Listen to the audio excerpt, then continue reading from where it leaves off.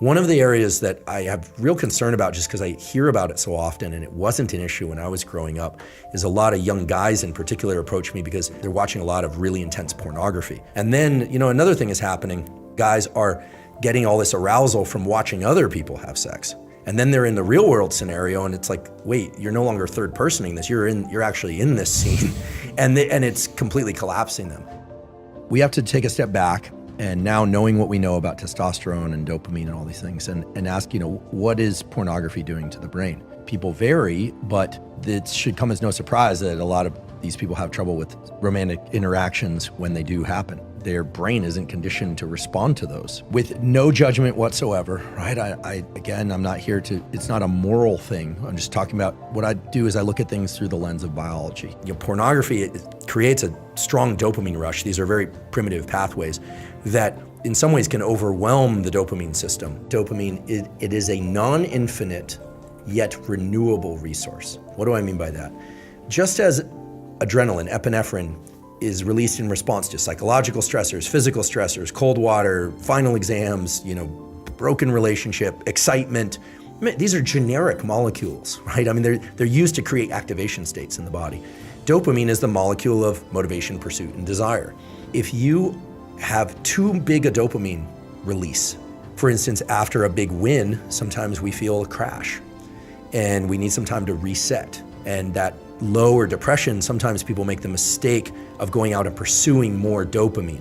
We all should guard our dopamine peaks very carefully. A little bit goes a long way, a lot goes even further, but it also takes you down deeper afterwards. This is the basis of addiction. And there's an additional issue with pornography, which is not often discussed, which is that, remember, guys in particular, the brain is a learning prediction machine. And if your brain learns to be aroused by watching other people have sex, it is not necessarily going to carry over to the ability to get aroused when you're one-on-one with somebody else. I'm not saying pornography as a stimulus is bad or good. What I'm saying is it, in its availability and its extreme forms, it's a very potent stimulus, and very potent stimuli of any kind, extremely palatable food, extreme pornography, extreme experiences like bungee cord jumping, those set a threshold for dopamine release. The higher the dopamine peak, the bigger the drop afterwards. And it's not that you drop to baseline, you drop below baseline. The crash that comes afterwards feels painful. And all that we need to do in order to return to a baseline of dopamine, renew that resource, is to wait and make sure that we don't try and trigger yet more dopamine in that time. So you asked about, should I be taking caffeine in addition to training and blasting music? I always say people differ on this spectrum, but be careful about stacking dopamine. Training itself is a stimulus for dopamine release. Cold water is a stimulus for dopamine release. But if you start doing training, cold water, listening to your favorite music, plus you're taking, let's say, some stimulant, obviously the stimulants we've been talking about are terrible, but some of the stronger stimulants out there. The person that's not motivated, that can't get off the couch, that doesn't want to do anything. Well, this is the problem. Look, I'm not judging, I do this stuff too, right? If you've ever scrolled social media and you're like, I don't even know why I'm doing this. It doesn't really feel that good. When you think about dollar, euro, Bitcoin, Ethereum, you think about wins and losses in sport, in life, in relationship, in anything. Something in your brain and body has to keep track of that. Did you win? Did you lose? What's a letdown? One of the most important findings in the last few years in neuroscience is that the molecule dopamine is associated with reward. It's more about motivation and craving. That's really the key. When I say the common currency is dopamine, what I mean is the molecule dopamine, when secreted in the brain, makes us pursue things, build things, create things, makes us want new things that we don't currently already have. It's more accurate really to think about dopamine as driving motivation and craving to go seek rewards. And it's a way of tabulating where we are in our life. Are we doing well or are we doing poorly? And that happens on very short time scales. Like, do you wake up feeling good? Or do you wake up feeling kind of low? Or on long time scales. If you're halfway through a long degree or you're halfway through your life, how are you doing? How do you gauge that? Well, it has everything to do with how much dopamine you were releasing in the previous days and weeks and years. So you're always comparing it, and all of this is subconscious. But what's cool is that once you make these processes conscious, once you understand a little bit about how dopamine is released and how it changes our perspective and our behavior, then you can actually work with it. And this is really the new evolution of the understanding of dopamine in neuroscience, which is that dopamine itself is not the reward. It's the build-up to the reward. So the keys are to pursue rewards, but understand that the pursuit is actually the reward if you want to have repeated wins, okay? The celebration has to be less than the pursuit, and that's hard for some people to do. If you can start to identify the craving as its own internally released drug, this thing dopamine, that is a source of motivation, then what you realize is that capturing the reward is wonderful, but attaching dopamine to the reward is actually a little bit dangerous. Celebrating the win more than the pursuit, it actually sets you up for failure in the future. And so this gets us right into something called dopamine reward prediction error.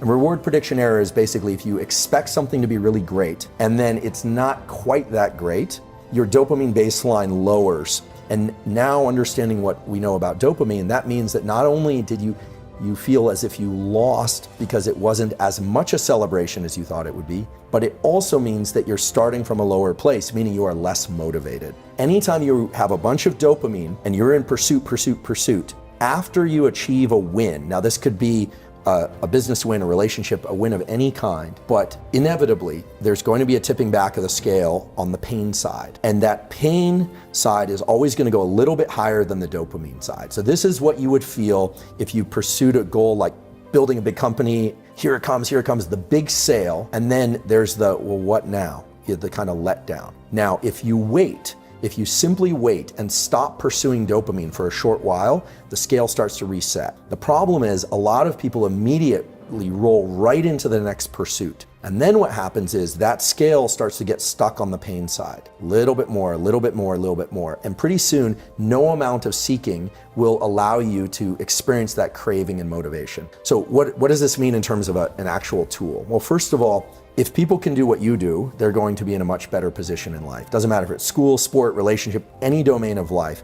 If you can start to register, that craving and that friction and that desire, that almost kind of low level of agitation, sometimes high level of agitation, that is that I'm trying to impose my will on the world in a benevolent way, we hope. That's dopamine. It's working with its close cousin, which is epinephrine, which is adrenaline. They are very close cousins. In fact, dopamine manufactures epinephrine. A lot of people don't know this, but adrenaline is actually made from the molecule dopamine. Okay, so those two are hanging out together. It's like crave and work, crave and work. And then you get the win. And some people allow the big peak in dopamine to be associated with the win.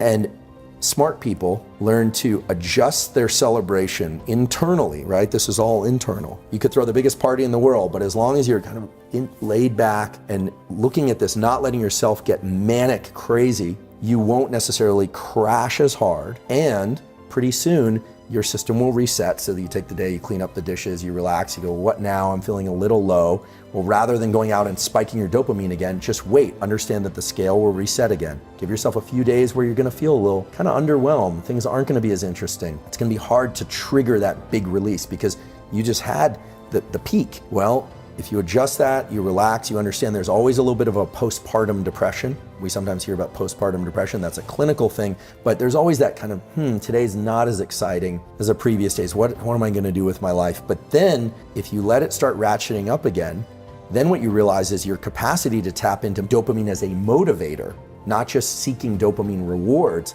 that is infinite. And I can say with great certainty that this is how you were able to build a big company and sell it, how you've been able to build a successful podcast and sell it, how you're constantly seeking, because seeking is the reward. And I think for most people, we think of the reward as the finish line. And so the key is to get to the finish line, step into the end zone, but no end zone dance. That's the key to doing it over and over. And when I see big athletes or academics or anyone or musicians and they rise and crash, it's clear they've lost the touch with the motivation evoked dopamine.